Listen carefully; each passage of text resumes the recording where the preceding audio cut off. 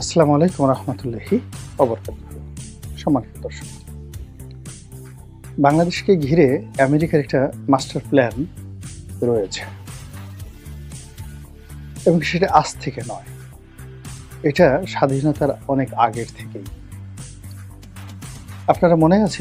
আপনাদের সকলের মনে আছে যে হেনরি কিসিঞ্জার নামক একজন বিশ্ববিখ্যাত কূটনীতিবিদ ছিলেন, যিনি বাংলাদেশকে বটমলেস বাস্কেট হিসেবে আখ্যায়িত করেছিলেন এবং মার্কিন যুক্তরাষ্ট্র কোনো অবস্থাতেই চাননি বা তারা চায়নি যে বাংলাদেশ স্বাধীন হোক।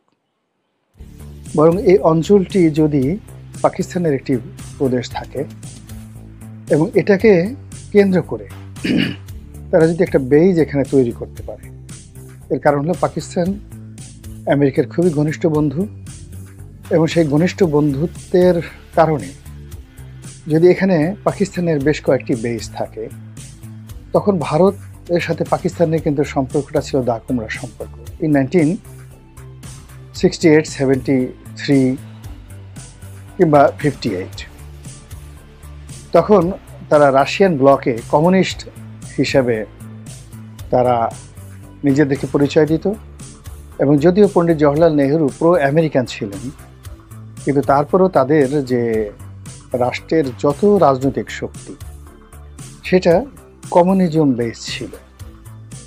ফলে আমেরিকা ভারতকে প্রচণ্ড ভয় পেত। তো একদিকে ভারত, তাদের সেভেন সিস্টার, তার সঙ্গে সঙ্গে চীন। ফলে পুরো 60-এর দশক জুড়ে সারা পৃথিবীতে যে কমিউনিজমের ভীতি ছিল, সেই ভীতির যে জায়গাটা ছিল এশিয়া, এবং এশিয়াতে ভারত যদি কমিউনিস্ট হয়ে যেত, চীনের সাথে তাদের বন্ধুত্ব হয়ে যেত, তাহলে এই অঞ্চলকে কেন্দ্র করে ব্যবসা এবং বাণিজ্য আমেরিকার বন্ধ হয়ে যেত। অধিকন্ত রাশিয়ার যে পতন বা সোভিয়েত ইউনিয়নের যে পতন, সেই পতনটা সম্ভব হতো না। ফলে বাংলাদেশকে কেন্দ্র করে, সেভেন সিস্টারকে কেন্দ্র করে দ্বিতীয় বিশ্বযুদ্ধের পর থেকেই আমেরিকার একটা মাস্টার প্ল্যান, একটা ব্লু প্রিন্ট রয়েছে। তারা বঙ্গোপসাগরের এই অঞ্চলটিকে, বে অফ বেঙ্গলকে খুবই গুরুত্বপূর্ণ মনে করছে দ্বিতীয় বিশ্বযুদ্ধের পর থেকে। ফলে এই এলাকাতে বেস করার জন্য, ঘাঁটি করার জন্য তারা একটি স্থল খুঁজছে এবং সেই জায়গাটি যে সেন্ট মার্টিন। এখন এতে আর কোনো রকম সন্দেহ নেই, কোনো রকম সন্দেহ নেই।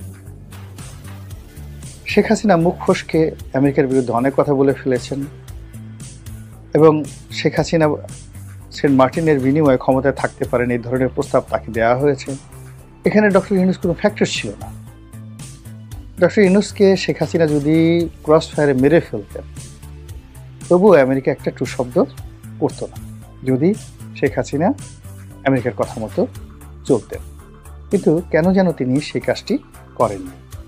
তো যা হোক, শেখ হাসিনাকে চলে যেতে হয়েছে, আমেরিকার প্ল্যানে চলে যেতে হয়েছে এবং এখানে আমেরিকার যে ডিপ স্টেট পলিসি, সেই পলিসিতে সাবেক রাষ্ট্রদূত পিটার ডি হাস, ডোনাল্ড লু, জো বাইডেন সরকার যে সম্মিলিতভাবে কাজ করেছে, তার কিছু কিছু নথি ইদানিং আমরা দেখতে পাচ্ছি এবং প্রেসিডেন্ট ডোনাল্ড যে ট্রাম্প, তার বক্তব্য এবং তুলসী গ্যাবার্ডের বক্তব্যের মাধ্যমে এটা অনেকটা স্পষ্ট হয়ে পড়ছে।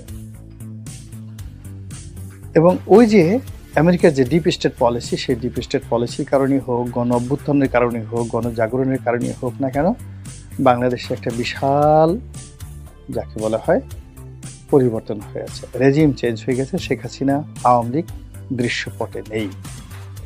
এখন দৃশ্যপটে ডক্টর মোহাম্মদ ইউনূস। বলার চেষ্টা হচ্ছে যে ডক্টর মোহাম্মদ ইউনূসের সঙ্গে ডোনাল্ড ট্রাম্পের সম্পর্ক ভালো নয় এবং ডোনাল্ড ট্রাম্প ডক্টর ইউনূসকে কোনো অবস্থায় মেনে নেবেন না এবং শেখ হাসিনাকে তিনি ক্ষমতায় রাখবেন। কিন্তু ঘটনা কিন্তু তা নয়।